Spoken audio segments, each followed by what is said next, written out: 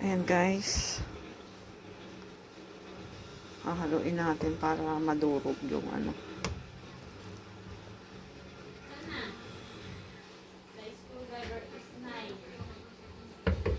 Ayan. Champurado na to guys. Lalagyan mo na lang to ng gatas. Pero, pag maglagay na lang ng gatas pag nakakainin na guys. Kasi, sayang yung gatas. Madami. Kailangan nung pagkakain ka na lang. Meron ako dyang malaking ebap.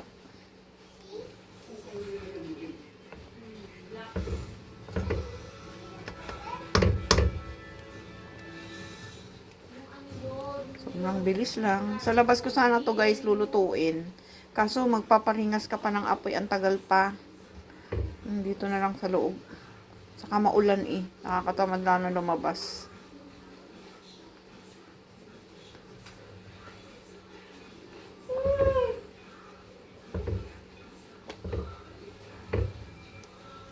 Ayan, kabilis guys. Sobrang dali.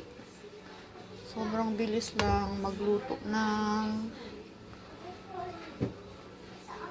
champurrado.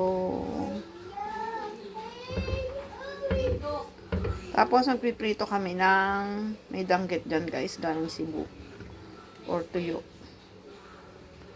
Ayan, pangtanggal ng umay.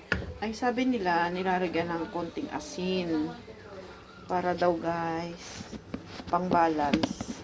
Yung iba naman, 'di ba, pag nagluluto sila ng mga ulam, lahat ng lutuin nila may asukal. Ako guys, hindi ako naglalagay ng asukal sa mga ulam. Ang nilalagyan ko lang ng asukal kapag ako'y nagpapatatim, mga ganyan. Kaya yun, syempre matamis-tamis yun. Kailangan matamis.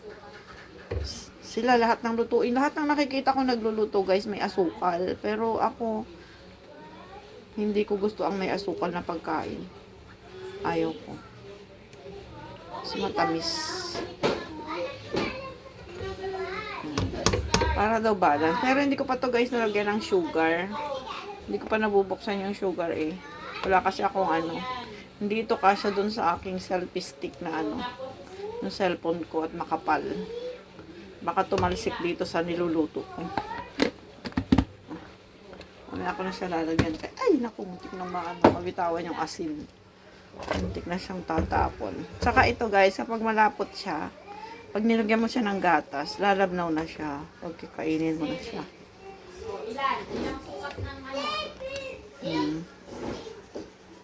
Dali na lang to guys.